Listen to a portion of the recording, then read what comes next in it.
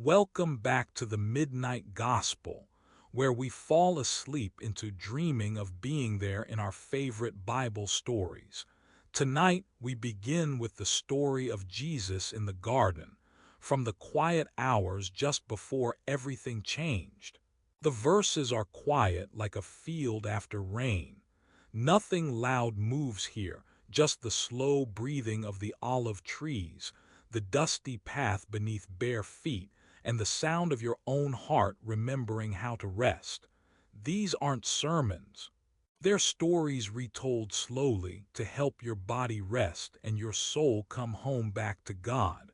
I was just someone folding cloth at dusk, nearby, standing in the shadows when it happened.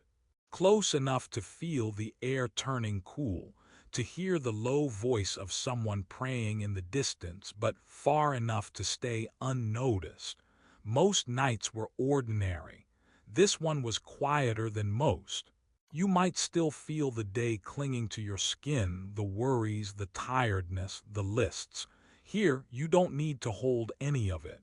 In the garden, the dust settles, the crickets find their places.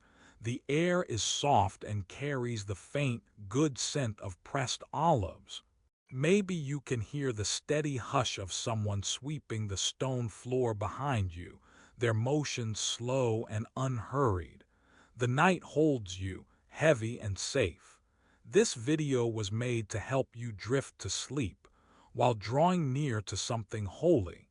It's okay if you're weary. Even Jesus was tired. Even the trees waited without hurrying in the dark. Even if you fall asleep before the end, the story will keep walking with you. Jesus prayed, and the olive branches listened. Someone always listens. You don't have to listen closely. Just let it settle into your breath. The story is patient, and so is God. Let your breathing slow. Let your body become quiet. Nothing is asked of you here. Not yet. Not tonight. The day started quietly, the kind of quiet that seeps in before the sun lifts over the stone walls. I was already awake then, though my eyes hadn't opened. Sometimes I think the sky waits for us, before it turns blue, before the birds shuffle in the dust.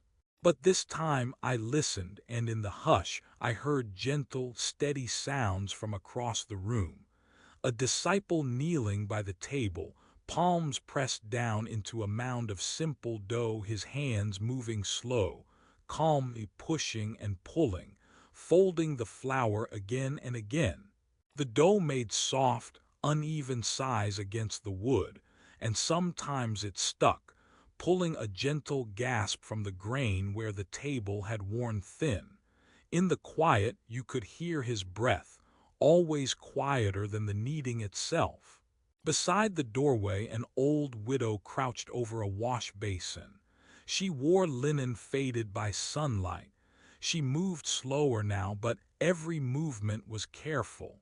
She rinsed a wooden bowl that had seen decades go by, dipping it in clean water, tilting it side to side, water circling the rim, soft splashing against her knuckles. Every now and then she'd stop and study the bowl's edge, searching for chips she'd sanded away the week before. Her finger traced the smoothness with a kind of quiet pride, then back to rinsing, back to the gentle rhythm of morning. Let this moment stretch you through the open door. Just beyond the courtyard, the sparrows were up. They hopped in the dust, pecking at seeds left from last night's bread. Their wings flicked little shuffles that made soft bursts of dust in the morning sun. In the background, wood creaked as the breeze tested the shutters. Somewhere, a scoop scraped quietly inside a grain jar. Nothing rushed, nothing pushed forward. It all moved at the pace of breathing. The air was cool, gently pressing against the bare stone. You could hear the old olive trees beyond the wall, leaves whispering when the wind passed through, but mostly holding their peace. From time to time, the basin made a hollow thump wooden rim against stone floor, not enough to startle, just enough to remind you it was there. No one spoke. No words were needed, not in this hour. Even the disciples' thoughts seemed quiet. He'd made bread before dawn like this every day for years. There was a prayer in the rhythm, though he didn't say it. Just push and pull, stretch and fold, let the dough breathe for itself. Now and then he'd look up through the open door to the garden, to the pale sky just starting to remember color. But mostly he watched his hands. Let the silence hang. There was comfort in the sameness of it all. The old woman would sigh when the bowl was finally clean, holding it up to the window where faint light caught her hands. She'd set it gently down, careful not to make much sound, out of respect for the quiet more than for anyone sleeping nearby. Then she'd wring her cloth and run it over the basin's rim, rinsing what was needed, leaving what wasn't. The wood of the table groaned again from the weight of dawn, or maybe just from years of simple meals. Through the wall you could hear the house settling, as if remembering the resting body of the night before. Every little creak felt safe here. You could let your mind drift if you wanted to. Let this moment drift with you. Sometimes one of the sparrows would land on the step, head tilted, watching with one bright eye. They never stayed long. When the old widow smiled at them, they'd flutter off, dust rising behind. It was enough just to see them. Tiny, holy interruptions. Inside the house, more quiet chores began. A jug being moved against the wall, something stirring in a clay cup. The rhythm of it all so measured, so familiar. It was easy to forget whose hands were doing the work. As if anyone could knead the dough, anyone could wash the bowl. It belonged to all of them, these small morning tasks. Let your breath slow down. No one hurried. There was a blessing in the slowness, that nothing had to be finished before the sun rose. You never noticed the exact moment night ended and day began. It happened somewhere in the middle of rinsing or kneading. The world changed without telling you. Stillness slipped into movement, dark into quiet color. Most of them never saw it. Their work kept their heads down, their hands busy. But sometimes, if you paused to let your mind go soft, your eyes a little heavier, you could find the holy inside the hum of morning. Not in a voice, not in a miracle, but in dough growing warm under tired hands, in water that made the wood clean again. The disciple leaned his weight over the table, breathing quietly, eyes blinking slow. He looked at the flour left on the boards, thick in the grooves, and began to gather what he could. The old widow watched him for a moment, saying nothing, then turned her cloth to dry. Even the smallest movements felt respectful, not because anyone required it, but because the quiet asked for it. Let the steady sounds of the house hold you. The first shaft of sunlight finally touched the floor, running long and gold between the cracks in the shutters. It lit the edge of the table, caught on the basin's rim, spilled gently up the wall. The room didn't change much, but the air seemed lighter. Mostly, the light just watched them, same as I did from my place in the corner. The bread would rise, the bowl would dry, hands would find their work and finish it. These were old blessings, and every day they returned, like the birds, the wood, the silence. No one asked for more. No one wished for more. Sometimes someone would hum, but this morning they didn't. Content just to listen, the kneading, the rinsing, the wood, even the dust. Let the stillness do the work in time. The disciple covered the dough with a cloth, moving slow like the air itself. The old widow set the bowl upside down to dry, her fingers brushing flour from the table. If they prayed, I never heard it, but the room felt spoken for. Something in the air that always said, "You are seen, you are safe. Let every breath be simple here." We walked the old road just outside the city, not far from the olive press, where dust settles into creases of sandals and the stones never quite feel even beneath your heel. I was near the back today, no reason to hurry. There is always time here, and no one is in charge of time but God. Every stone on this path has waited for hundreds of years and will wait for hundreds more, shaped by the quiet passing of feet, sun, and wind. The air felt gentle on my arms, a bit cool still, sinking into my sleeves. Someone up ahead, one of the smaller children, kept skipping ahead, the kind of laughter that's soft because she knows not to shout. It sounded just like water moving over pebbles. Every so often she would stop and crouch, looking for something secret in the cracks between stones. Then she'd sprint to catch up, her curls bouncing under her shawl. Jesus walked a few steps ahead, not speaking yet, just watching her, and the rest of us followed in a loose, comfortable line. No real order, just the way people gather when it's safe and the road is easy. I noticed he moved without rushing, as if he had promised the road itself that he would not pass through too quickly. Every step seemed like a small gift left behind. I let my hand drift along a low wall on the left, its stones rough and crumbly from the winter rains. Little patches of greenish moss clung to the corners, cool and dry, not much for the sheep to nibble, but still soft to the touch. My thumb caught on a crack and I held that spot for a moment, thinking about nothing. Sometimes when I pause like this, a prayer rises up, too simple for words, just a quiet knowing that God is here, even in stone and dust and a tired palm. We passed a stand of wild sage, growing at the edge of the path, silver leaves shimmering a little. The scent drifted out, sharp and earthy, the way it always does after a night of dew. It reminded me of home. My foot brushed the plant, and for a breath I remembered long afternoons when my mother hung herbs above the doorway. It happened so quietly that I found myself praying again, not even meaning to, just a hush inside that felt safe, held, and already answered. Nobody asked where we were going. No one seemed to need to know. It was enough to listen to the pebbles shifting under our feet and let the spaces between our words be enough. Someone hummed under their breath, a tiny lull carrying on the air, gentle as a folded blanket.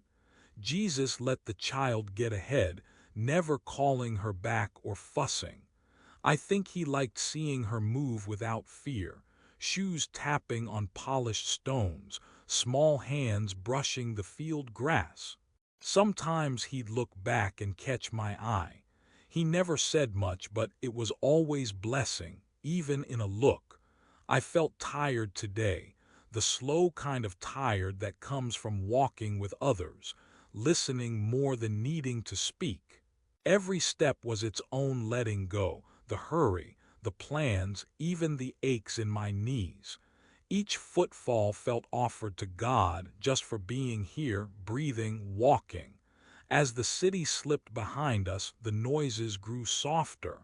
The birds stilled above, watching us from dark branches. A donkey brayed. I remember because it startled the child and she laughed harder, waving her arms like wings. Let this moment stretch. Even this silence is holy. A cloud moved over the sun. We kept walking. No one hurried. There was nothing we needed to prove or finish or solve. Just being together, moving slowly was enough. The stones, the scent of sage, the weight of a hand pressed to a cold wall. He asked for nothing and still felt full. No one noticed the prayer, but it was heard. The night listens with you. There's a wide fig tree just past the olive grove, thick shade, dust swirling soft around each low branch. Someone once tied a bit of faded cloth there. It flutters, and I think about how small things last longer than we expect. The ground beneath is cool for sitting. My friend is there already, knees drawn up, clay jug resting between us. He gives a quiet wave, just lifting his hand before the world. It's the sort of hello that says you don't need to speak much. We pass the jug back and forth. Sip, swallow, set it back down. Water tastes like stone and sky at noon. Most days the hills are quiet today, even the birds seem half asleep. I lean against the trunk. He runs his fingers over a scar in the bark and says, almost to himself, "Do you remember? He sat here once, right where that root curls. Just sat and watched the shadows move. Didn't say much, just breathed. We tried to see what he saw. Under the fig leaves, the light stitches itself into patterns, patches over our feet, spilling across the roots like slow-moving water. The breeze brings a little chill. We watch some ants nose at a crumb, that's all. I hear voices drift up from the town, faint as a memory. Someone is folding linens, the soft slap of cloth against stone. A goat calls from the next hill, restless, then goes quiet. Even the world seems gently tired. My friend pours the last of the water into the cup from his pack. He sets it between us, not handing it to me, just letting it wait. There's no hurry. We could stay until the sun slips or until someone calls us. He sighs and says, "It's strange how quiet feels deeper when you share it, like you're praying but without words." A strand of fig leaf brushes his arm. He pulls it close, smiling at nothing in particular, still half looking for footprints some holy person might have left in the dirt years ago. The memory stays between us, gentle, unspoken. I whisper, "He asked for nothing those days and still felt full." My friend nods. We don't try to explain. There isn't much else. Just breathing, letting the shade hold us. The olive grove is over the next hill, silver leaves shifting in the dull light. Somewhere Jesus is alone, praying. We sit further away than most folks, just near enough. That has to be enough. Let this moment stretch, beyond words or worries or night coming on. Even this silence is holy. The world grows dimmer. My eyes close. I hear myself say it, quiet as drifting dust, as still as water poured from a jug. No one noticed the prayer, but it was heard. That's all there is for now. The tree, the jug, the two of us resting. The night listens with you. There's a room behind the garden, where the day never quite gets in. Mud brick walls keep heat and noise pressed out. The only light is a trickle across the floor, morning's leftover gold, or evening's soft gray. That's where I sit, weaving my hands through work that never gets noticed. A hush falls here if you let it. When the world outside picks up speed, there's only the slowness of cloth in this hiding place, and the sound it makes as it's lifted and dropped and set down again. Most mornings the linens come piled in a basket by the wall, wrinkled, uneven. Some edges are tired, curling in on themselves. I kneel down beside them. I let my fingers rest on the top one for a breath or two before I begin, as if asking permission to begin this quiet hour. I take each cloth up, holding it by a single corner first, just to unfurl what's been tucked away. There's always a softness where the fold gives, a sense the linen remembers how to be gentle even after it's been bunched and carried and used. With both hands I shake the cloth open, not in a hurry, letting its weight fall, smoothing the air. The fabric moves just a little in the still room, then settles. Watching the threads catch the last bit of light, I wonder if God sees how careful I am, not for show, but because I'd like anything used by Him to be made ready, even if no one sees it. Each seam gets pressed flat between my fingers. Sometimes my thumb runs along where the stitch rises up proud, a line of work someone else finished long ago. I smooth it down, one breath for every inch, just because it seems kind. Next, I fold the cloth over itself, edges matching, corners lined up. I press my palm lightly, coaxing the last bit of wrinkle out. The room holds its breath, too. Even the birds outside are quiet now. A prayer slips out, very small, not needing words. There's a song, almost, or maybe only the sound of my breath. I let it follow the rhythm of the work, folding, pressing, stacking. I remember what I once heard, that the holiest places are the ones no one visits. Maybe that's true for moments, too. Halfway through, I pause to rest. Hands in my lap, linen settled beside me. The bricks behind my back are cool. My eyes drift to where the wall meets the floor, counting out the dusty cracks. There's nothing moving here except my own hands and the quiet of the evening. Picking up the next cloth, it feels a little heavier. The day's weight lingers in these folds. I open each one carefully, knowing there's nothing urgent, but still it matters. I smooth the middle. I pinch a corner, turning it just so. My fingernails catch a knot and I stop to loosen it, gentle as I can, not wanting to leave any mark. Stacking the folded linens into a pile becomes a careful meditation. Each one lies atop the other, not quite perfect, not needing to be. Their small differences only show how many hands have cared for them before mine. I press my palm to the stack, feeling it give a little under the weight of preparation. There's a cool draft in the room now, shadows stretching across the basket, reaching up the wall. The cloths are ready for whatever will come next, but for this moment they rest, as I do too. The work ends not with a finish, but a pause. I sit with what I've done and what I haven't, both equal in the eyes of the evening. A prayer stays on the surface, barely spoken, felt instead. Make me ready in the waiting, that's all. No one notices the prayer, but it was heard. The silence carries it where it's needed most. Let this stillness hold. Even this lonely room, just folding linen at dusk, is enough for tonight. The night listens with you, and all these quiet labors are kept in peace. The night air felt cool, slipping in from the garden and settling on everything quietly. A lantern's light moved along the wall, steady but never quite enough to fill the corners. We sat together in a room that smelled like olive wood and old paper, sandals stacked near the door, our voices soft. Someone finished rolling cloth.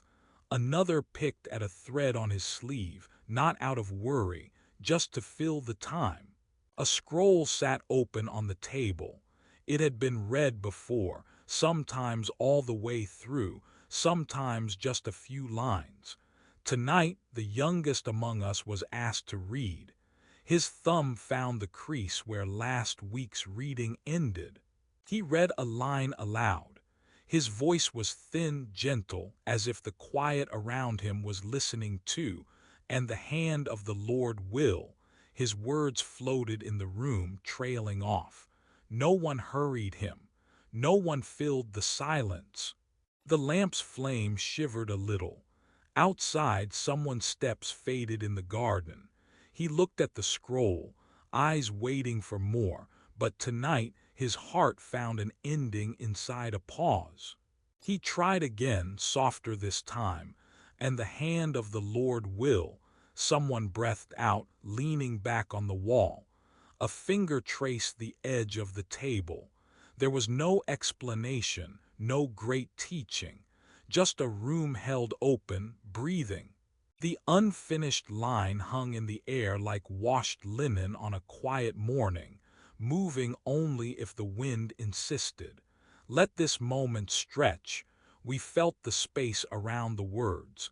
We let it be enough. The story was not broken by silence. Sometimes we just left things open so God could walk in quietly after. A bird called faintly from somewhere beyond the fence. In the next room, a cup was set down gently. Someone yawned. Someone folded a napkin and set it on a stack already made. The youngest repeated the line once more, almost whispering this time. And the hand of the Lord will. It turned out the world didn't need the rest of the sentence, not tonight. Even this silence is holy. If anyone felt unfinished, if their prayers or thoughts drifted away before the end, the room itself offered a kind of gentle welcome. Let the scroll rest open, our teacher said, voice barely above a hush. Let the page wait for tomorrow. We listened as the oil in the lamp drew lower. The fire danced in small shapes, making the shadow of the scroll look longer, softer. The olive trees outside stood silent, holding their silver leaves shut for the night. Behind us, the room gave no answers, only peace. We would sleep with the sentence unfinished and find that we could still breathe, still belong in the not quite complete. He asked for nothing and still felt full. No one noticed the prayer, but it was heard. Sleep if you want. Let your heart settle where it pauses. The Lord is here, even in what isn't finished, especially there. The hand of the Lord will, the hand of the Lord will, and the night continued, open as the scroll, gentle as breath. It is mid-morning, and the house is quiet. Not silent. Somewhere sandals move on the worn stone. But in this small room the air feels thick, as if it's listening too. The lamp on the table is not yet lit. It waits, patient and empty, next to a bowl only half full of last week's olive oil. I sit on the low stool, fingers cold, and dip the stick into the bowl. I am meant to stir the oil, just enough for it to loosen, but not to waste any.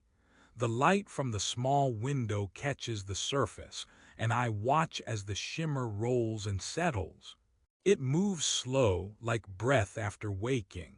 There's nothing special about the oil, but sometimes it feels like what we hold inside, a small store of what might become light if needed. Not shown, not spoken, just waiting quietly inside. The others are outside, talking in the sun, voices muffled by the door. I can tell they are smiling, maybe sharing bread. It's good to sit here, alone, and let the quiet be soft around me. Even the olive oil is part of this calm, even though it will soon become flame. I keep stirring, small circles, over and over. The sound is gentle, liquid moving against clay. For a moment, there's nothing else in the world. Let this moment stretch. Let everything slow down. The ground under my feet is cool. My sandals are beside me, dusty from the walk. I can smell the faint memory of crushed olives on my hands, not strong but enough to notice. It's easy to forget how much work goes into something so plain. A bowl of oil, a lamp. Sometimes the work is in waiting, or in doing the same motion again and again. The oil doesn't mind. It lets itself be stirred and settled all the same. The lamp's wick is curled and dry, lying gentle on the clay dish. I think about prayer, how most prayers are hidden deep inside, hardly more movement than a breath in the chest. I don't say anything out loud. No one would notice if I did. But like the oil, what I hold quietly, God sees. Even a little prayer can shimmer beneath the surface, waiting for the right time to become light. Even this silence is holy.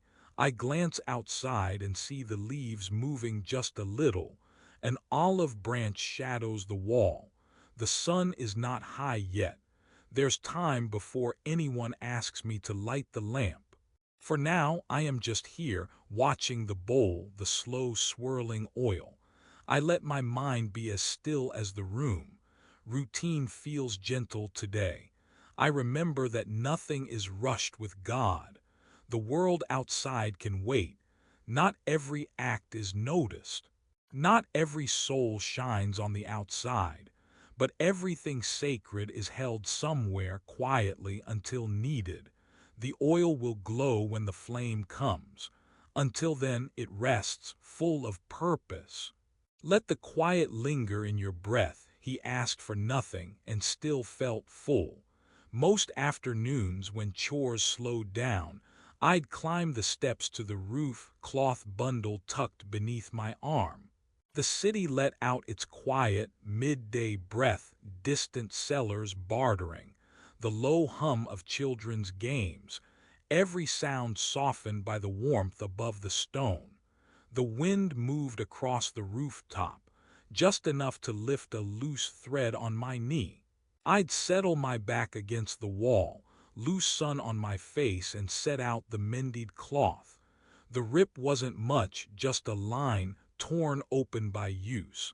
I pinched the fabric and folded it back together, steady and plain. My fingers knew the feel. The mending worked better when quiet settled in first. The city below kept on. A woman called after her goat, someone banged a pot, then laughter drifted up, soft and shapeless. I listened the way you do when nothing needs to change. The needle slid through the cloth. There's a sound it makes, a gentle scrape, then a hush, like a secret you don't bother whispering. In, out, oh, the rhythm slow as breathing. Sometimes the sky overhead felt wider than the whole world. That day a hawk circled. Far off I could hear sandals brushing cobbles and a baby's cry being soothed. Every stitch was a way to pass time, but also maybe a kind of prayer. Not the kind you say with words or that anyone else hears, just a noticing, a fixing. Here is what was torn and now not perfect but whole enough again. Let this moment stretch. My toes found the old cracks in the roof bricks. The olive tree by the wall tossed its thin shade over, leaves clicking together. The wind, now and then, would slip by and cool the sweat from my brow. I worked slowly, not because I needed to, just because there was no reason to hurry. Around me, Jerusalem breathed and waited and watched. Even this silence is holy, I remembered. Once, Jesus stopped by while we all worked in the shade. He didn't say much, just watched the light on our hands as we fixed nets or patched tunics. There was peace in that. He asked for nothing and still felt full. No one noticed the prayer, but it was heard. Let the needle find its way, gently. The cloth, mended and returned, would not last forever. It would tear again, somewhere new, from some new burden or careless tug. But for now, in the warm hush, I made it whole. My breath matched the stitch. Each pass a little answer, questions leaving and peace returning, people below and sky above. I closed my eyes for a moment, letting the roof hold me. Sleep comes slow. Let the boredom be sacred. Even the tiniest mending can feel like prayer when you let it. Let this quiet world settle in your bones. Someone wakes early, not because the work is urgent, but because the air is still cool, the olive trees slow in their waking. The sky isn't yet white with sun. Feet padded with worn sandals cross over the sleepy field, dew brushing ankles.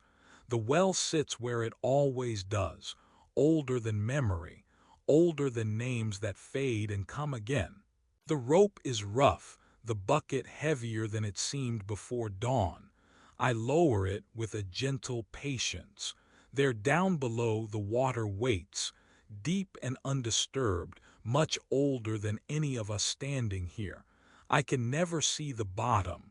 I don't try. I just listen, a hollow echo as the bucket touches the surface, soft music in the stillness. No one else is here, just the water and the reflection moving over it. Sometimes there's a face in the water, but not my own. Kind, quiet, always close, always passing by. Never reaching up to take the bucket, just waiting as if to see if I'll notice. One drop at a time, the well's cool song fills the jar. Sometimes it spills over my knuckles and back into the earth, and I just stand for a while, let it happen. No one rushes. The sky waits. The air stays patient. The trees shade their leaves, letting the light slip through in slow ribbons. Even the birds seem to sing more softly here. I look into the surface, smooth, untroubled.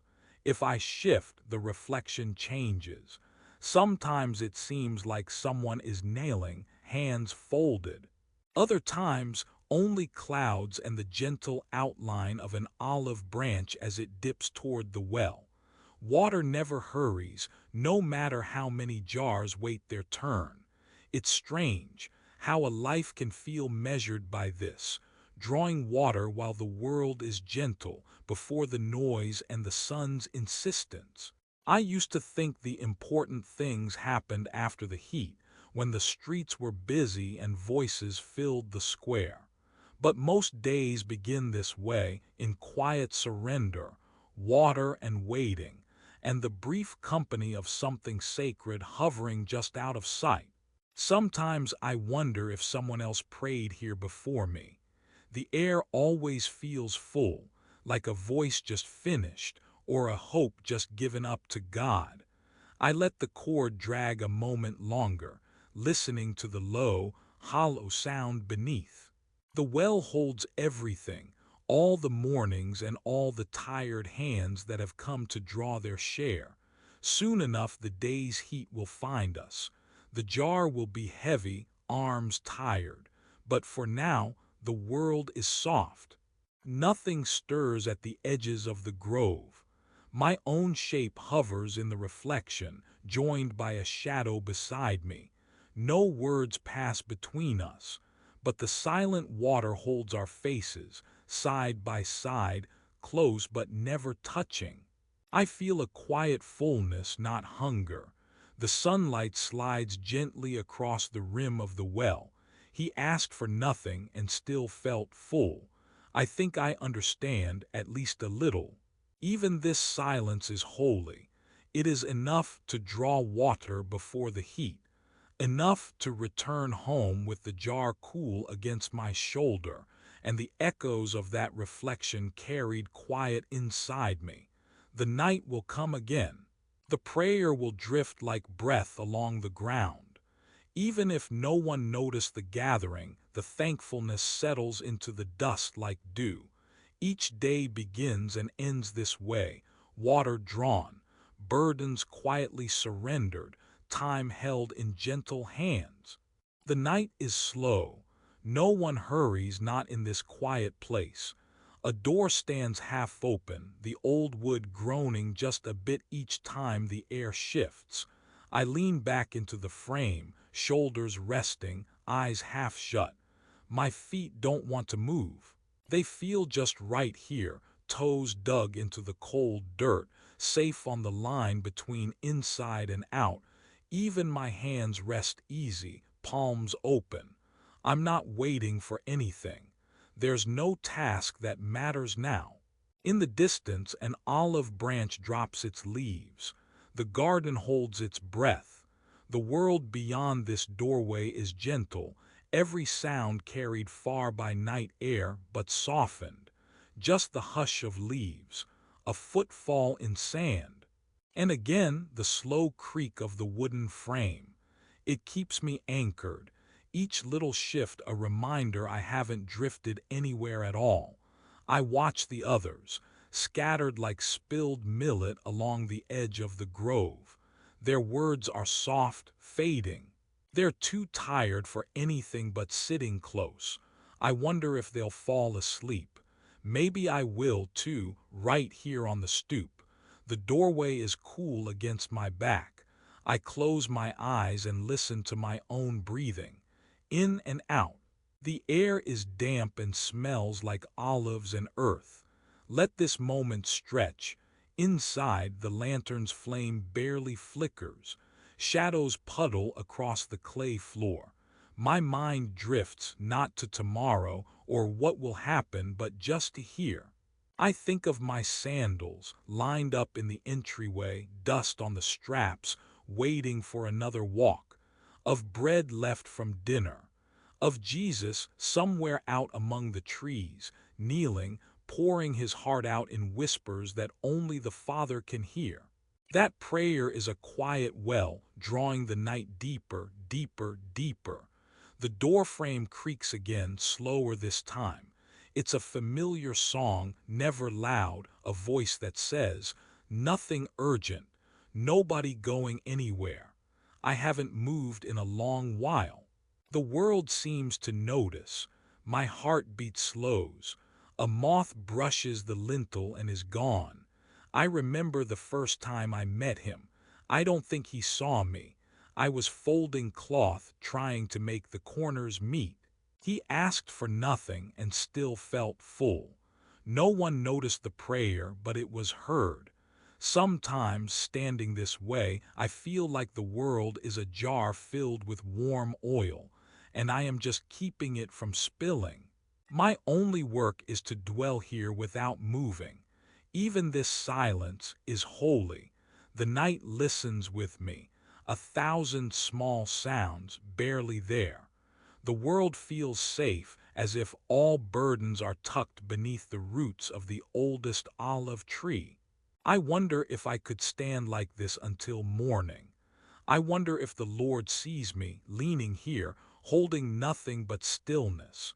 There's a shadow resting at my feet, long and soft. The oil lamp makes my hands look older than they are. My bones feel heavy in a peaceful way, like the breath of someone almost asleep. I hear the slow creak open and close again, a lullaby of turning wood, a prayer without words maybe. Or maybe it's just the ache of being known, right at the edge of everything. I picture Jesus further off, his shoulders hunched against the evening, eyes closed, brow touching the soil. My job is only to watch, to stay awake, maybe, or maybe just to let the night be itself, to belong at the edge, to let the creak of a door cradle me and the silence hold my head, dwelling right here, nothing moving, nothing left to do but listen. Let it settle into your breath.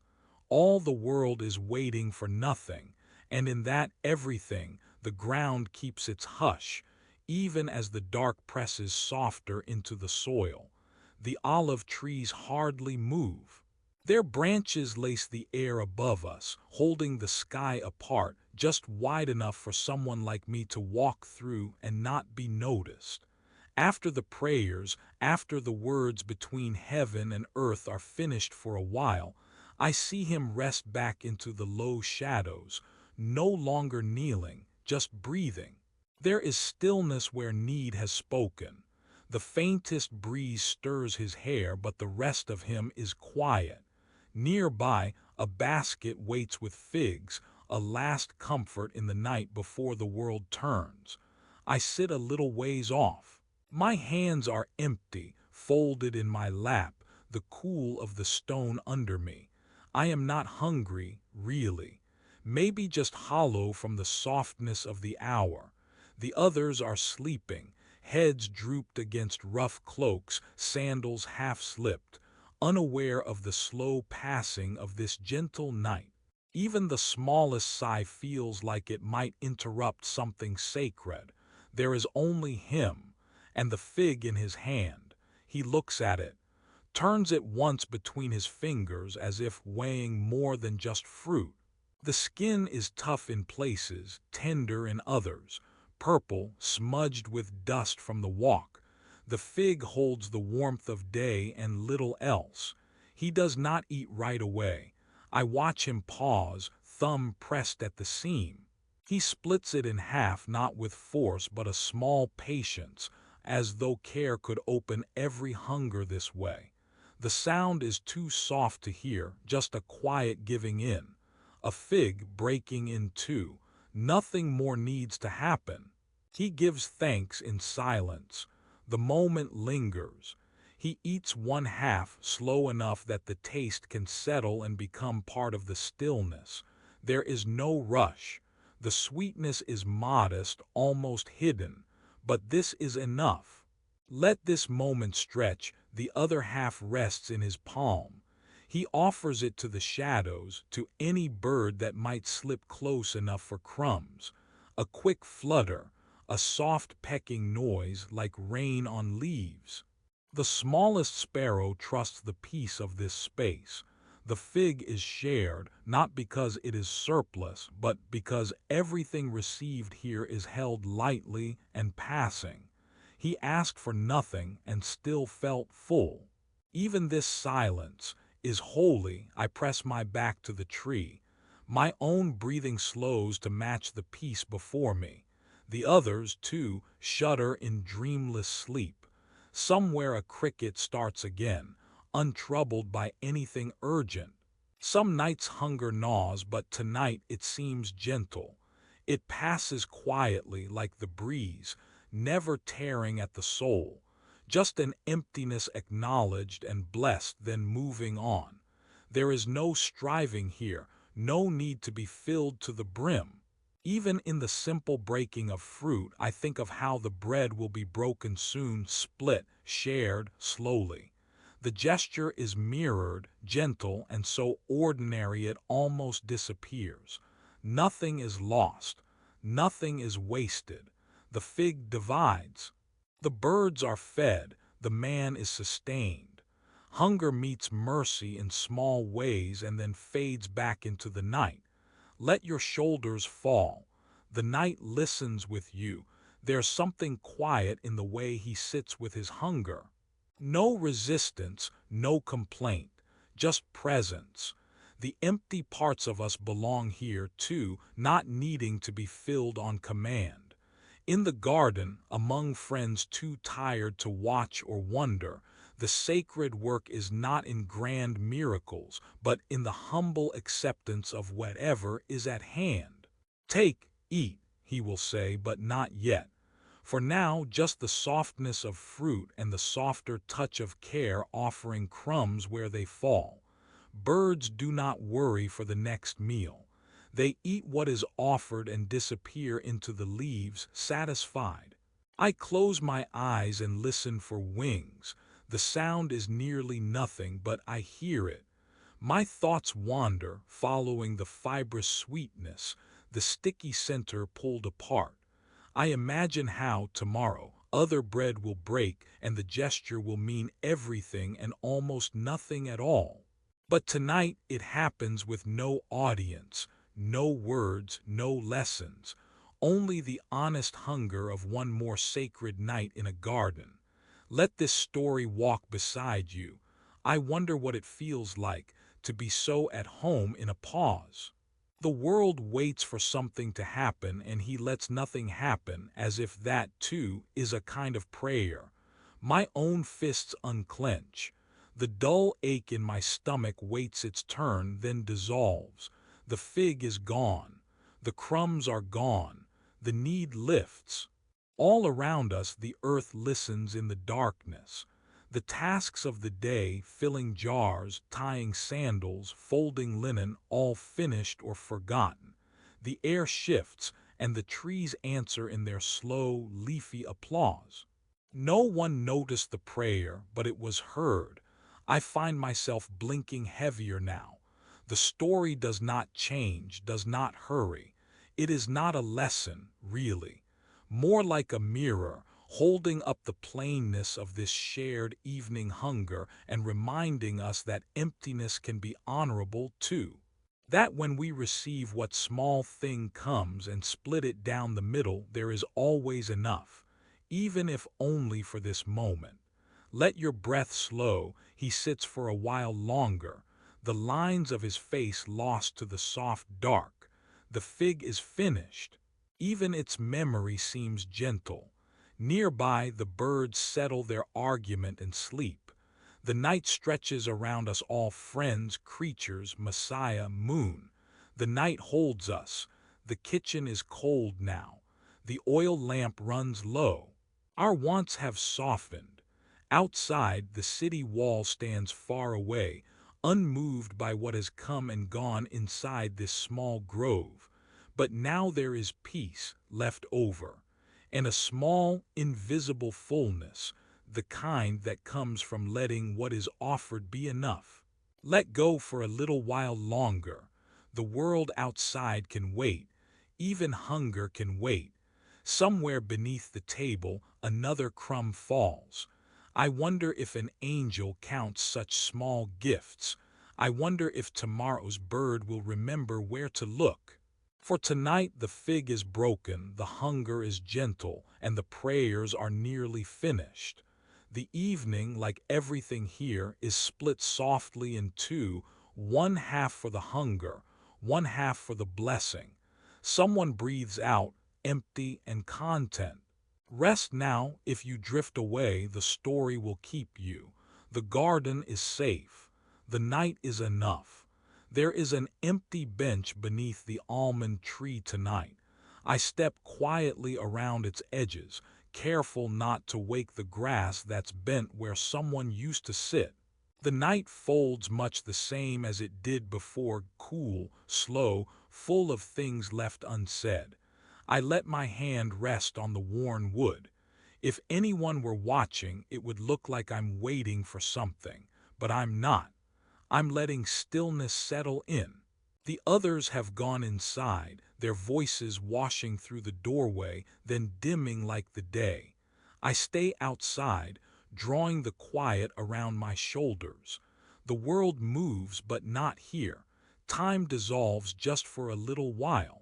My eyes fall on the hollow in the bench, a shape pressed there by someone long gone. I sit next to it, not on it, just beside, letting absence share the air with me.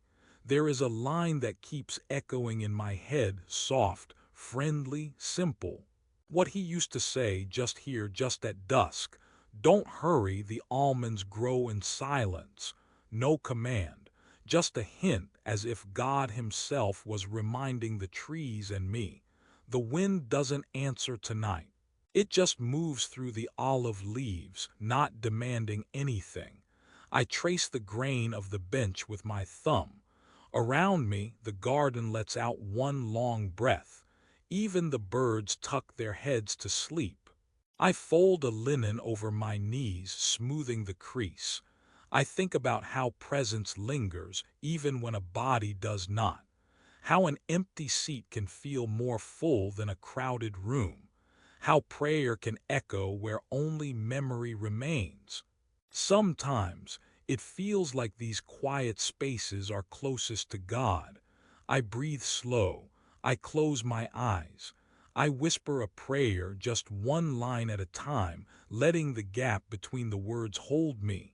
Lord, you meet me even in emptiness here. In the silence I am seen. The space beside me is not alone. Your quiet watches over all that rests. Each memory is holy in your hand. Stillness holds me. The Lord knows my breath. I am not forgotten. God walks slowly. Too, grace is here. Amen, amen, amen. The day keeps slipping by, calm and long. You notice what's simple, not the talk or the worry or the plans for tomorrow. Out here, the story is in the work. Flatbread dough waits in a shallow bowl. Fingers tuck rough flour against the wood, back and forth until it stops sticking. The stones outside hold last sunlight, warming in gold. When you press the bread to them, you hear a faint hiss, not loud, just air giving way. It smells like dust turning sweet, like home at the edge of hunger. Someone turns the press for olives just a little ways off. You listen. At first, only the creak. Then, weight settles down, careful and sure. Olives darken as they break, and the first drip glows thick and new, slow as honey. Nothing wastes itself. Even the press moves gently, as if it knows that pushing too quickly bruises the gift. It's quiet work. The others are nearby, inside or in the grove, but for now their voices stay soft and distant.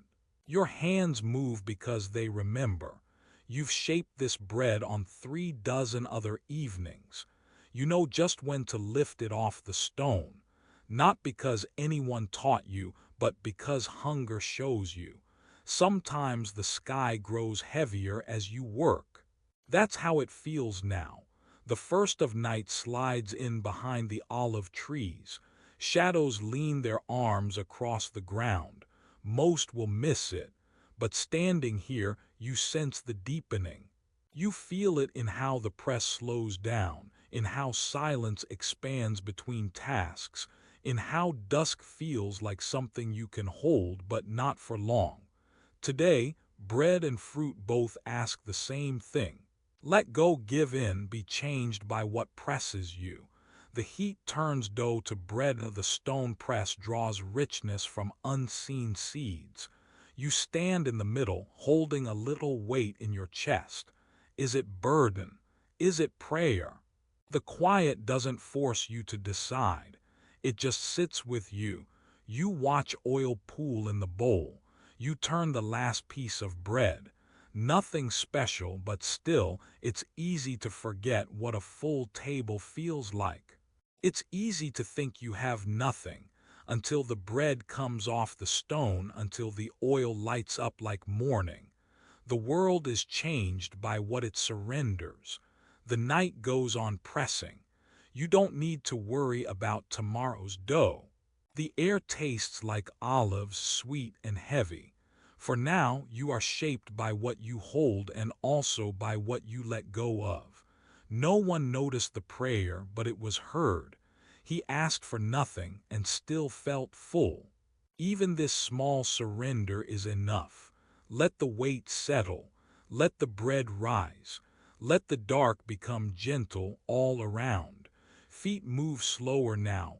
The stone path is uneven. I watch each step, careful not to slip. The earth feels cool, even through my sandals. There's no rush left in us. The higher the hill climbs, the quieter everything grows. I can hear my own breathing. I notice the soft shuffle of cloth at my sides. No one speaks, not because of rules, just because words weigh more at night. The air holds onto silence, not letting go. I look at Jesus walking ahead. He walks gently, not faster than anyone, just more at ease. With every step he seems lighter, as if leaving something behind. He doesn't look back. Olive branches arch above us. Their leaves brush one another with a shy kind of sound. It's not important, but I hear it. I let it linger in my chest. The dust rises in tiny puffs, tries to cling, but then settles again. My feet press shapes into the path. Nothing carries forward, only the road itself remembers tonight. Even the birds make no sound. They've nestled in for the night. Day is almost finished thinking about itself. The world leans into the dark. I focus on the small things. The weight of my tired body, the coolness on my skin, the smell of earth left from the day's heat. We walk together, close but not crowded. No one asks what happens next. The garden waits ahead. Every footfall is slower, a kind of promise to the ground, quiet and unsure. Let this silence carry you. Let your breath follow ours, even here. Nothing needs to be decided. Not tonight. All that is needed now is the next slow step in the dark, and another and another. The moon is somewhere overhead. I feel its light more than I see it. Most things are hidden, but that's all right. We're walking into a quiet story, and nothing is expected of us. Just to keep going softly until the hill lets us in. The room was quiet, the kind that comes at the edge of night. There was just enough light so you could see where your hands ended and the linen in them began. Everyone had stepped outside for a while. I was left, as usual, with the small things that need doing. You notice these things, being the one who lingers. I picked up his tunic from where he'd left it. He was always mindful but still so human, tired after walking, sometimes quick to laugh, sometimes silent for hours. This was the same tunic I had folded before. After rain, when it was heavy with storm water. After long days, powdery with dust from the road. After feasts, when a drop of oil or bread crumb would find its way into the seam. There are memories that cling to fabric, softer than voices, longer than stories. Serving means your hands remember what others forget. I smoothed the folds with my palm.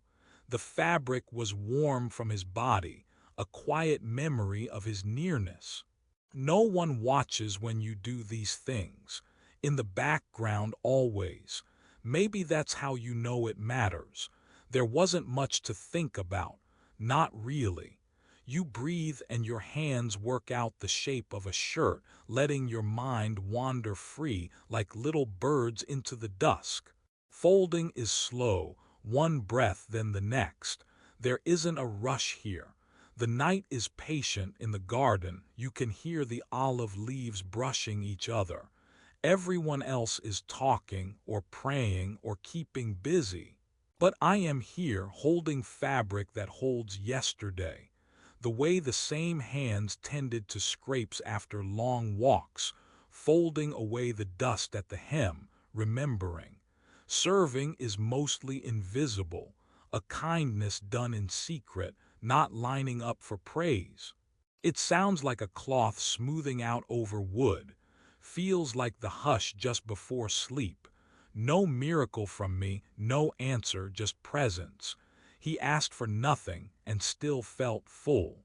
Things can feel holy when they are ordinary. I've folded this garment after laughter that shook us all awake, after storms that sent us running, after the walk home when silence held us together. The fabric listens, even if no one else knows. You learn how to care by doing it quietly when nobody thanks you. The act changes you each time, a little softer, a little more steady. Nobody notices, but God holds every fold, every unseen act of care counted and named in the quiet. There isn't much more to it. You just do the next gentle thing. Let the linen rest. Let the stories sleep there between your hands and the night. Even as you fold away the day, some part of you is kept, held safe. The garden is wide, but you are not lost in it. You serve softly, and it is enough. Somewhere behind the olive trees there's the steady sound of shears. A soft snap, not sharp, not eager. Wool, heavy but gentle, slips free and folds itself onto the dusty gray stones. The cool ground welcomes each shape. Sometimes it catches the light just right, and a whisper of dust jumps quietly into the air. Most evenings no one notices. Tonight I do. The shears work in a slow rhythm, two hands moving together. Each squeeze, each loosening of wool falls into the night like a small heartbeat. My body almost expects pain, but there's none. Only care and repetition. The air is thick with olive leaves and a kind of peace that comes from nothing happening. I do not look closely at the shearer or the sheep. I sit a little ways off, the same way you would watch rain moving along a rooftop present but just beyond reach. There's a tug, a pause, and again shear, rest, wool on stone. The world could be ending and the sound would stay the same. It calms without asking for anything in return. The stars grow wider, the sky goes deeper. Every so often the shearer hums under his breath. The tune is old, but I can't quite place it. It drifts above the slow beat of the shears, another layer held lightly. In the dark, even the animals move quietly. I hear the small footfalls of a lamb somewhere further off, unbelonging and sleepy. I wonder if anyone ever listens as hard as I am tonight. Perhaps no one does. That's all right. I do not need to move. I do not need to understand or interfere. I let each snip come and go, each fall of wool, each settling of dust. For a heartbeat I close my eyes, not to sleep yet, only to let the smallness of the moment fill me. The stone beneath my palm is cool, its edges blunted from years in this grove. It makes a safe place for the wool, and the wool makes a safer world for everything else. Even my questions grow quiet in this slow, secret work. The shears go on. I listen because I am here, not because I must know or solve. The world empties gently, piece by piece. God is not in the center of the noise, but somewhere off to the side, holding the emptiness open. I imagine the sheep, freed from heaviness for a little while, sighing as the last tufts fall away. There will be more stories soon, more walking, maybe more words. Tonight it's enough to witness and not grasp, to sit among olive trees while wool and stone and silence do what they've always done. The old beat of the shears deepens with the sky, and every sound becomes a kind of prayer, just by being heard. Sometimes I walk home after night has already carried everyone inside. There's a house near the road, a gentle ruin, with its door always half-hinged, never shut. The moon hangs there, making everything less sharp, more quiet. I passed that house tonight, after the olives had been picked and most were already sleeping. Even the fire smoke was thin. I looked in. Curiosity leads me, but not in a hurry. Inside, it smells faintly of wool, bread gone dry, an old home. Near one wall sits a harp, wooden and kind, the strings moving in the dark when the wind visits. Its color is almost silver where the moonlight meets dust. Nobody plays it. No one ever did, not in my memory. Still, the harp waits, waiting quietly, guarding stories that never want to be told aloud. I sit on the ground.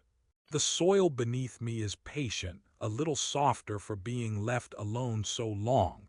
It makes for slow, gentle breathing. Even this silence is holy. My hands are dry. I trace a finger along the strings, once gently. I let them shiver for a second, not enough to make any tune, just breath. Even this silence is holy. Jesus, you see, is praying in the garden not far from here. The grown-ups whisper of the hard things he must carry. Some people stay awake with him, but mostly we are not needed. There is nothing for us to do but wait. Among the olive trees, the world slows down. The air listens. I imagine him there, far enough away that no words reach us. Only stillness moves, leaf by leaf. I've always liked this. The nights when nothing happens, but you can tell how much everything matters. The old harp, the sleeping birds, the low voices outside the door, none of it needs music. Even this silence is holy. Somewhere outside, someone coughs and then is quiet again. I lean against the wall, feeling how strong it still stands.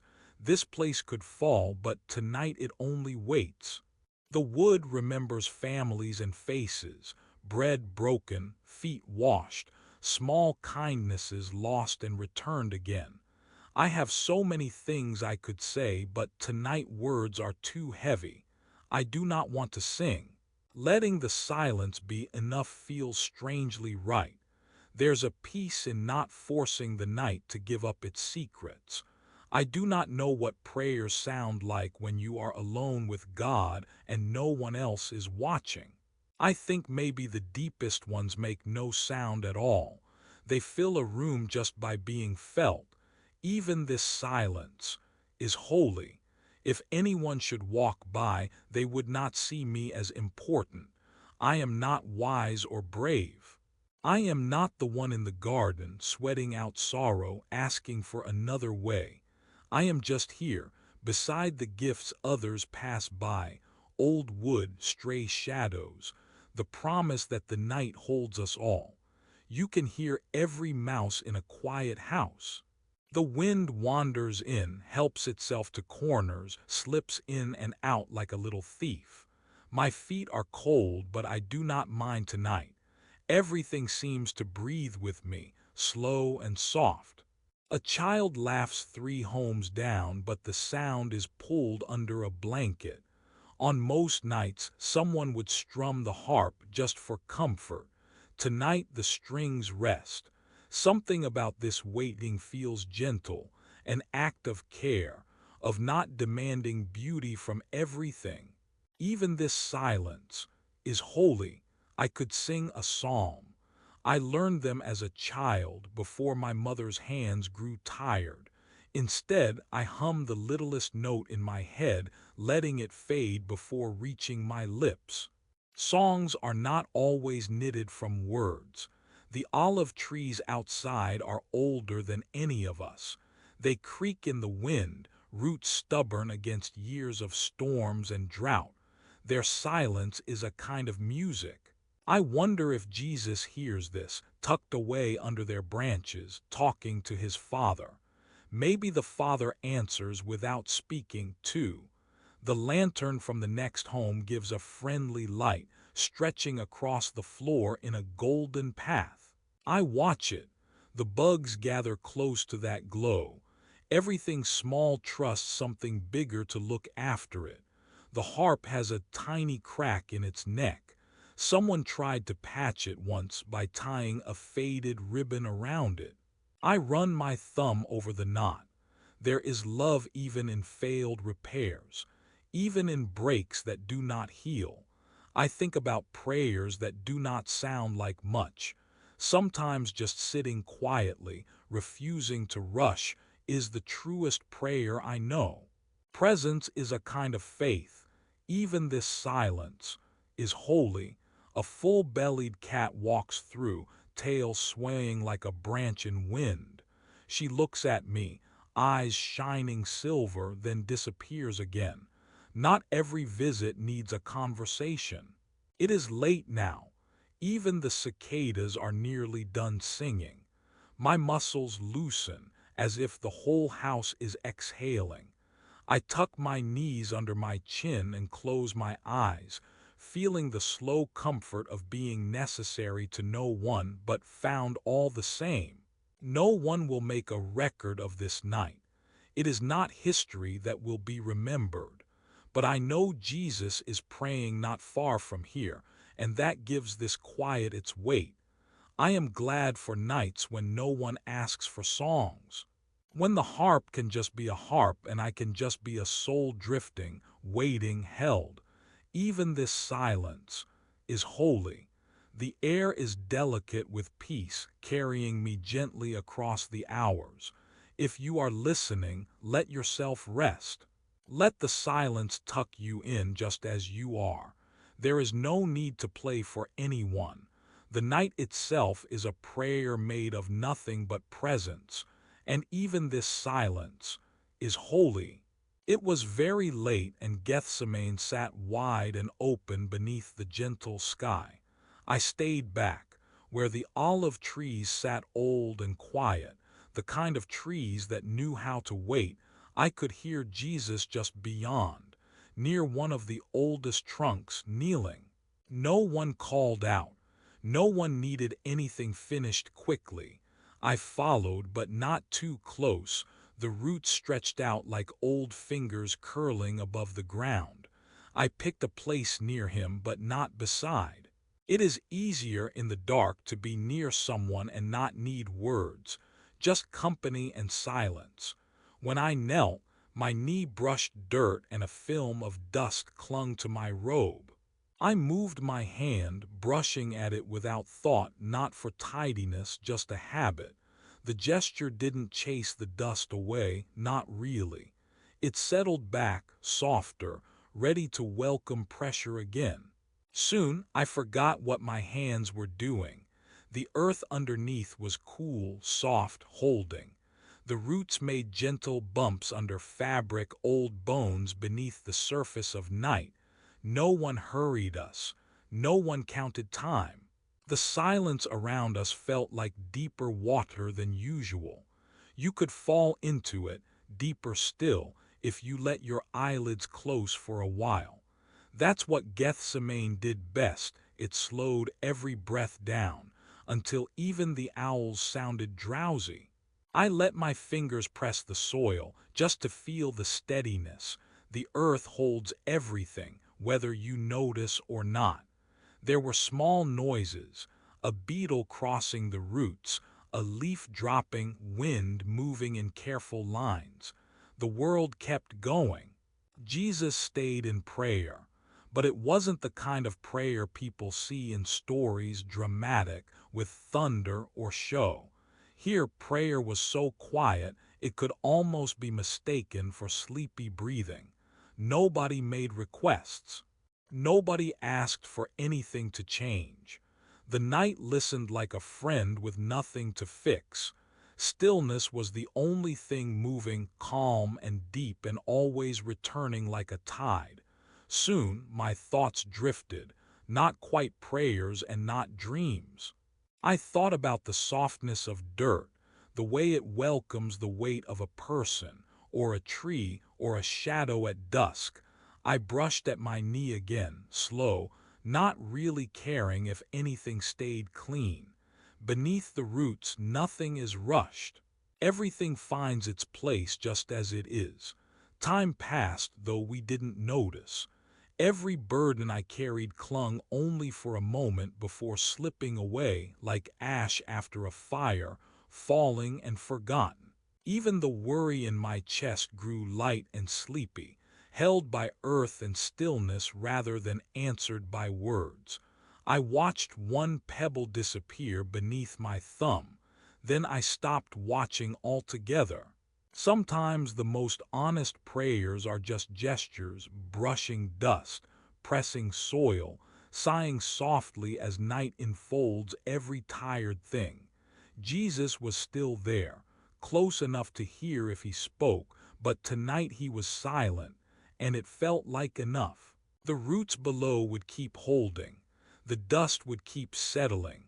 I let my breath slow down and reached toward the ground with my mind, not to grasp or take anything, just speaking once, real quiet, almost beneath sound.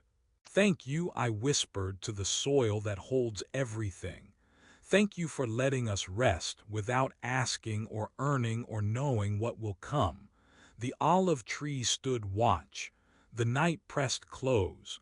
Our knees ached, but peace pooled in the low places. We knelt together, requesting nothing, and still felt full. No one noticed the prayer, but it was heard. The earth holds it all and keeps it safe until morning. Let this moment stretch. Let burdens fall like ash. Let even the silence be holy. Someone else comes to sit. There is no announcement. Feet shuffle quietly across stone and worn earth. The olive trees shift in the smallest wind, holding night's coolness beneath their branches. Two sit, not close but not apart, each watching the same familiar line of shadows, soft and steady. A slow pause. Then from a fold of cloth a date is offered. Nothing is said. One takes, one gives. Fingers brush the stem, breaking off a piece, passing it back. Chewing is slow, almost careful, as if the taste needs remembering for some later time. Above them the sky is just a deep blue ribbon, not quite black. The stars are missing tonight, perhaps behind a scrim of cloud, or maybe just shy, unwilling to look too closely at such a simple moment. In the space between breaths there is an old comfort. A memory ripples inside the silence. They had been here before, not as two, but in a quiet group. One night barely a season ago, an hour not so different from this. Half darkness, olive leaves, and prayers that moved gently over stones shaped by time. Back then, they watched from the edge while someone bowed farther ahead, prayer stretching farther than any word. That memory isn't spoken out loud. It hovers like mist that, once, they watched another find his courage on this land. His voice, nearly lost to the rustle of branches, sank into the soil. The night had held it the same way these two held their peace, just watching, letting it be enough. Now there is only the soft sound of fingers brushing together as the last bit of date is eaten. Someone swallows, someone lets out a slow breath.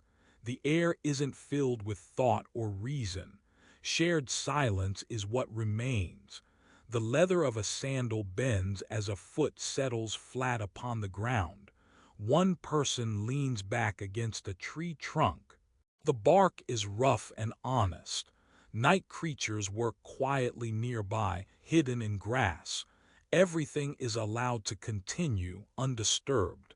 There's no need for names. Nothing that makes the moment bigger than it is.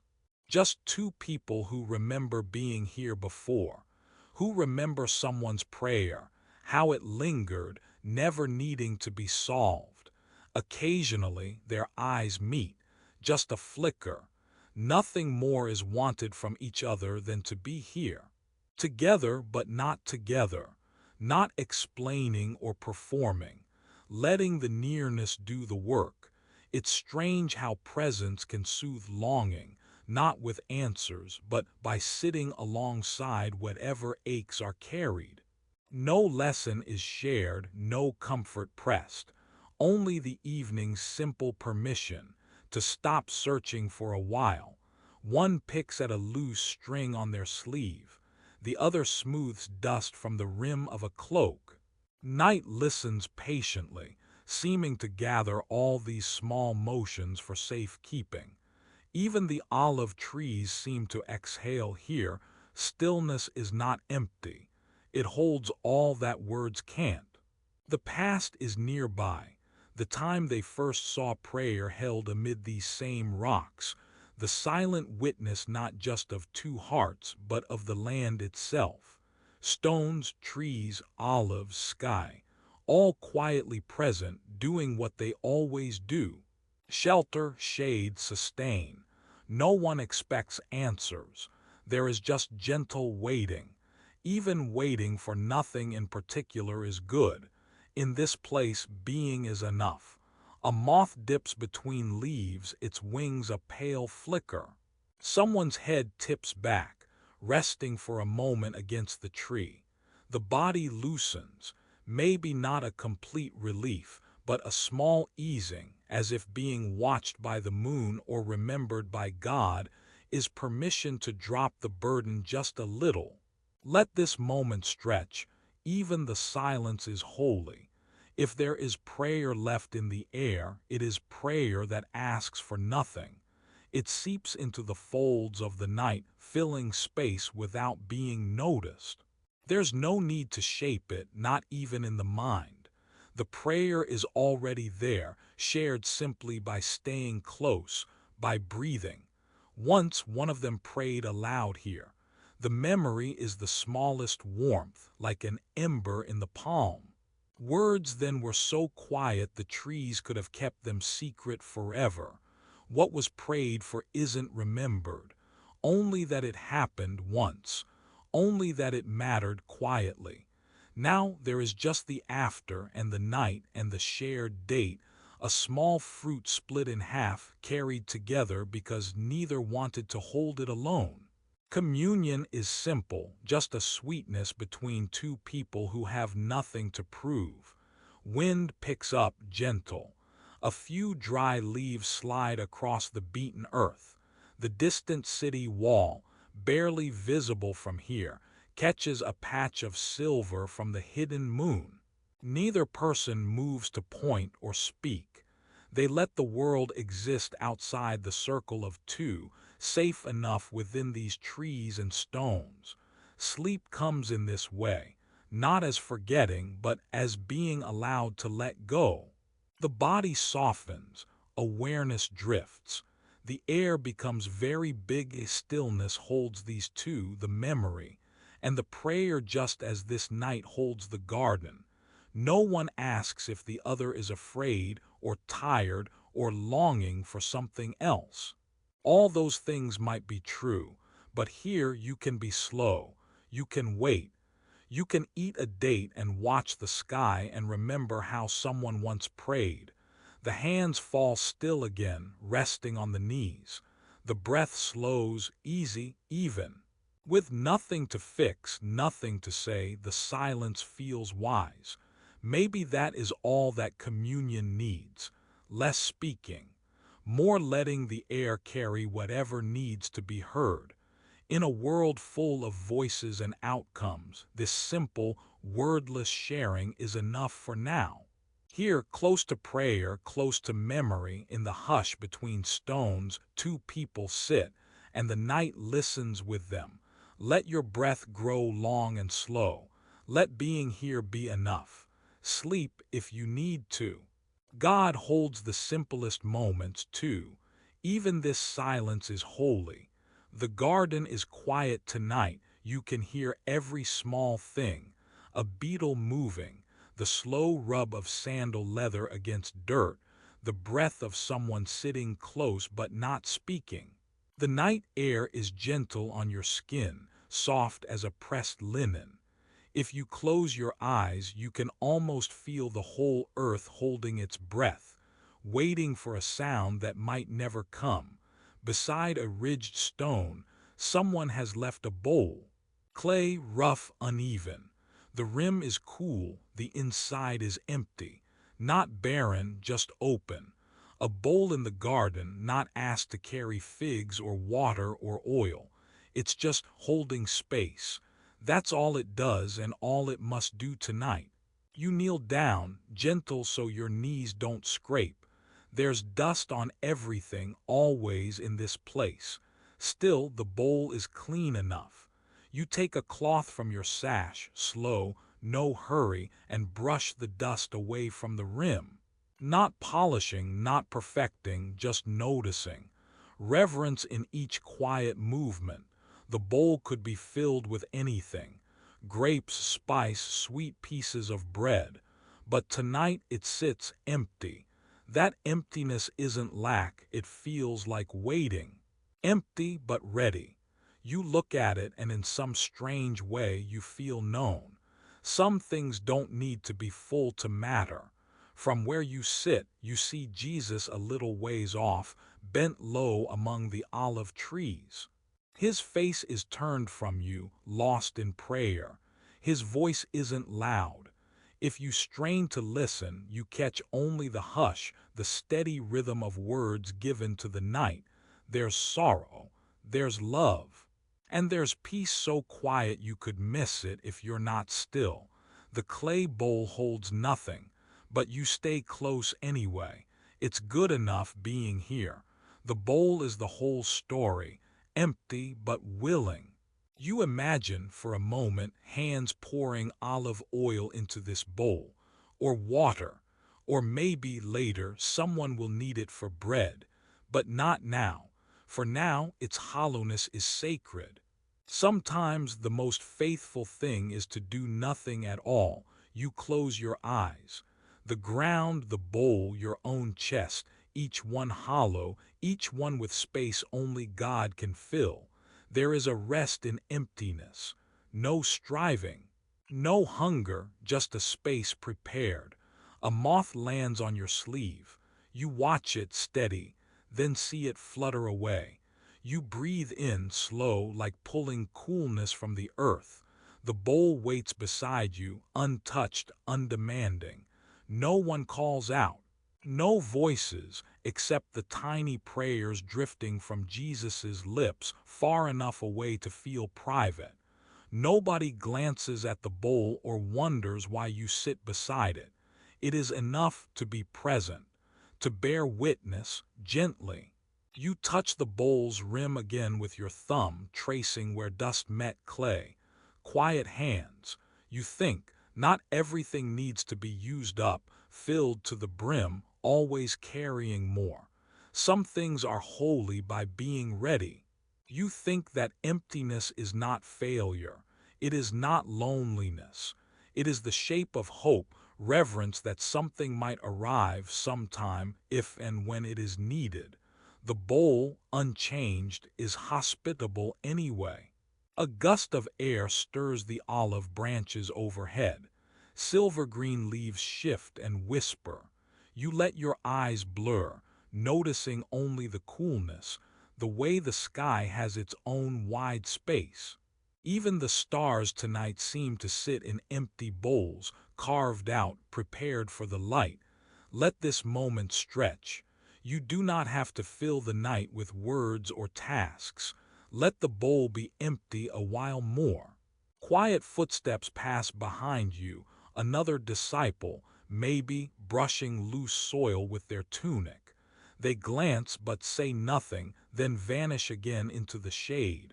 The bowl is untouched. You notice the sound of your own breathing.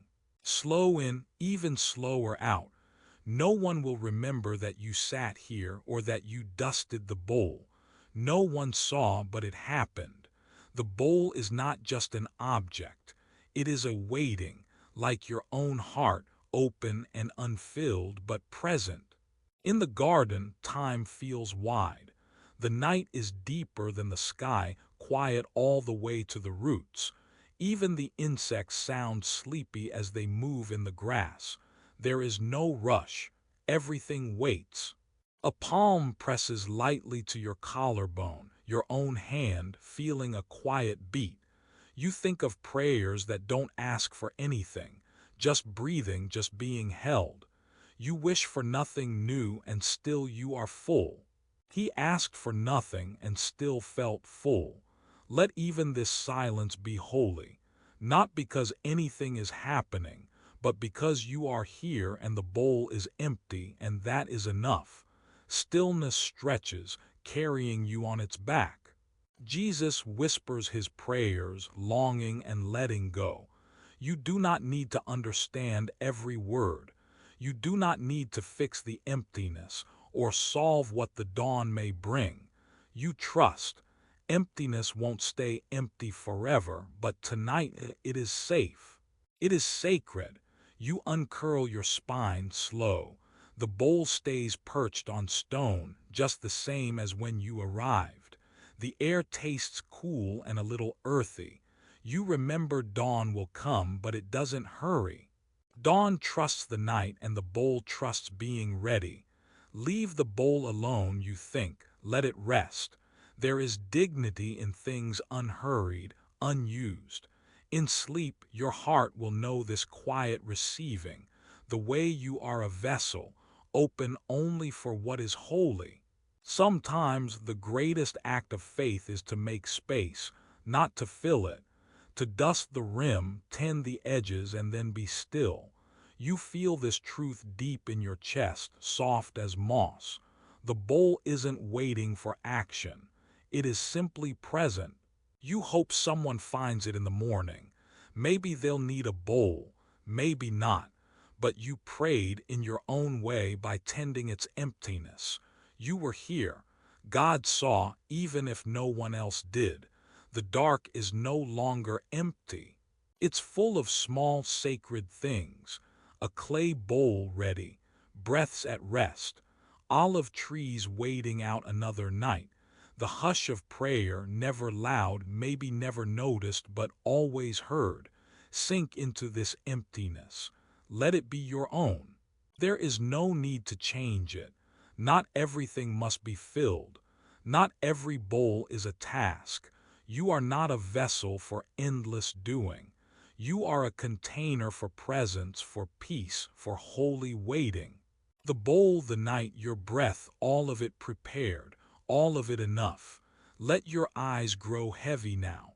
Let the darkness be gentle.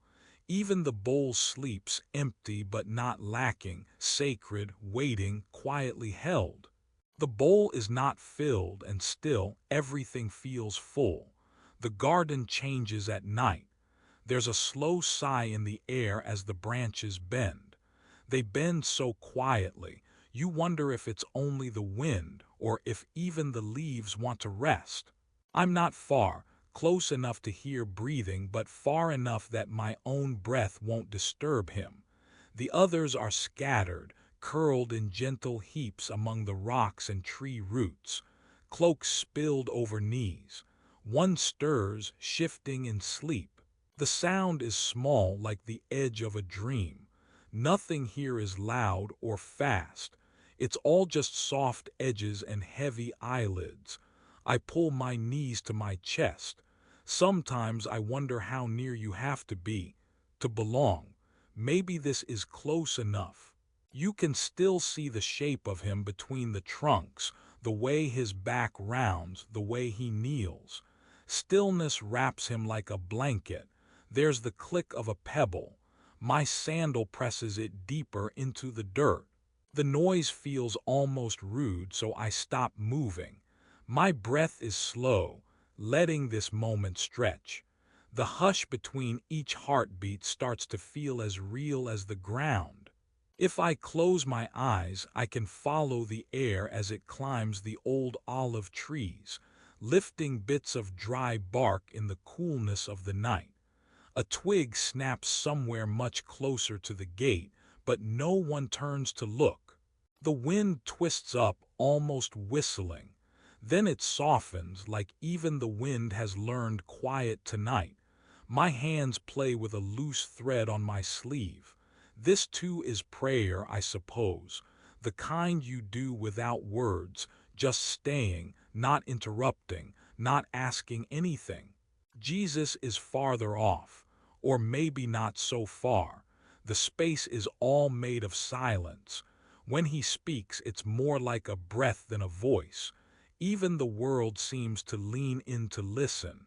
But nothing here is meant for me. I am nearby, but not near. There is room for him to be alone with God. I do not interrupt. The moon floats somewhere above the canopy, hidden but shining in the shape of the fallen twigs.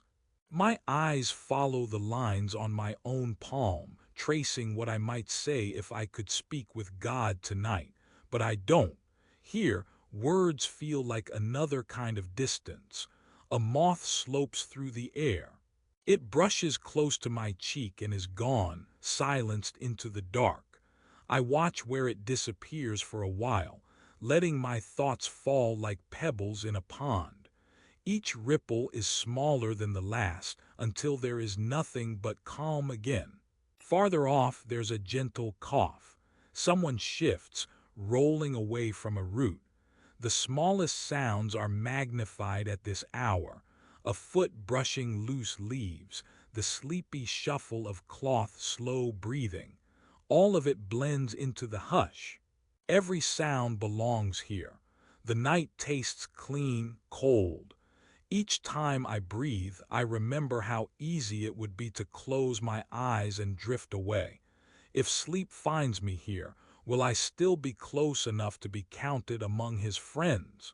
I think about what brought us here, how we followed, walked behind dusty sandals, carried empty baskets, listened without always understanding, how sometimes just being nearby was enough. Maybe that's all tonight asks of me, to let him have his moment with the Father, to witness, not intrude, to fold my presence quietly into the blanket of this evening. My toes dig into cool soil. I press them deeper, feeling the soft give of earth, the tiny rocks and roots. It feels good to be simple just here, not clever, not important. There is holiness in waiting, in holding space. Jesus prays. I don't hear the words. They travel into the sky, carried by wind and wonder. No one notices my listening, but I stay, because it matters. Even if I am only a shape in the shadow, still I am part of this night. Stillness holds me too. Eventually, his voice grows quiet again. The trees don't move. The world decides not to shift. I think of how close I am, how far, how both can be true at once, nearby but not near.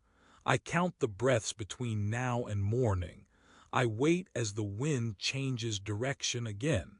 Somewhere a small animal rustles in the underbrush. I think even those little paws are praying in their own way. Nothing for me to solve, no reason to speak. The stars blink and wait with me, keeping company with holy boredom. The air settles cooler on my skin. I shiver and pull my cloak tighter, but I do not move. If he needs me nearer, he will say so. If not, I am content to rest in the space between. I am learning how to be close, without needing to belong to the center of the story. He asked for nothing, and still felt full. That's the secret I want to remember when dawn comes. How to be present without filling the silence. How to love by letting be. The hours drift. My mind wanders through fields, old marketplaces, memories of laughter by firelight. Everything softens into a lull. Another quiet sound, maybe sandals adjusting or someone sighing in sleep. It's impossible to know if anyone else is awake, but it does not matter. This stillness is shared, even if unspoken. And I let the hush of the garden enter me, settle into my breathing. The world is wide and God feels near, even as I remain nearby but not near. Tonight that is enough. The night holds its breath. Nothing urgent moves in the grove around him. Only a few olive leaves turn quietly in the breeze, each silvered edge catching the smallest bit of starlight. It's the sort of stillness that feels like shelter, not emptiness. There's a hush to this place, as if every tree and stone has agreed to rest their voices now. You can almost hear the steady, slow breathing of the branches.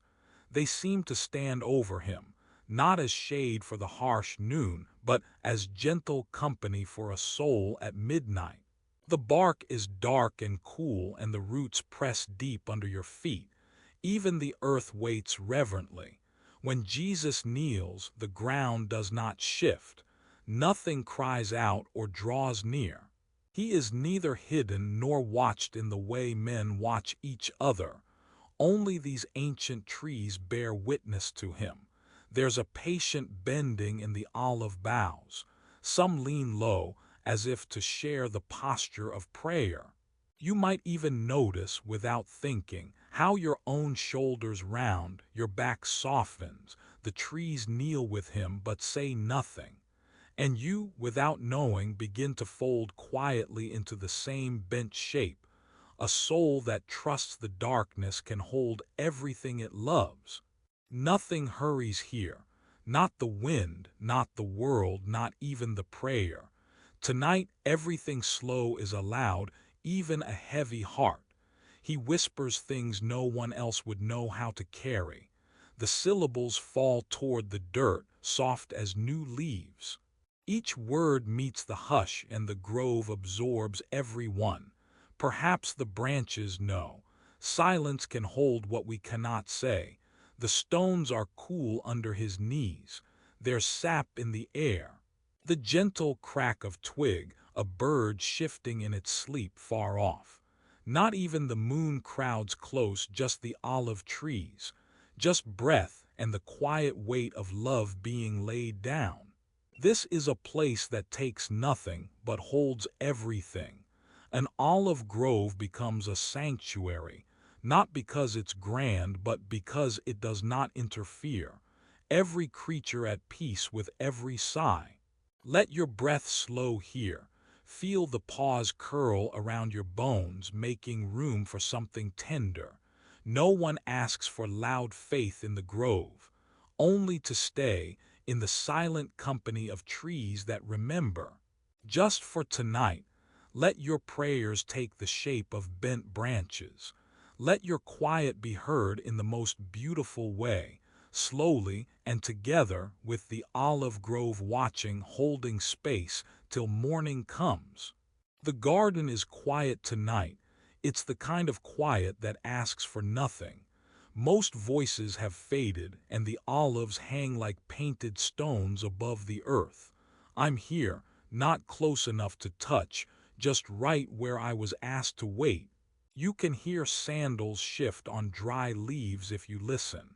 But the main thing is the stillness. There, just beyond the low wall, Jesus kneels. He's not so far, but it's a distance set by love, not by lack. You could throw a pebble and hear it land near him, but not cross over. That's how far I am, how far we all were that night. A stone's throw. He kneels quietly.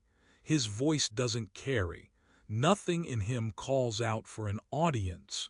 The shadows from the olive trees cover him in pieces, the sort of shadow that makes you not want to blink, because this might be how holiness chooses to arrive, humble at the edge of things. The night doesn't ask questions. The earth doesn't strain to see.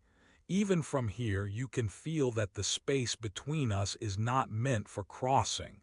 My hands are empty, resting in the grass. Nobody is told what to do. Once I almost stood to move closer, but my feet stopped out of reverence or care. A whisper in my breath, this is holy ground. Some prayers are meant to be whispered alone. That distance, it isn't absence.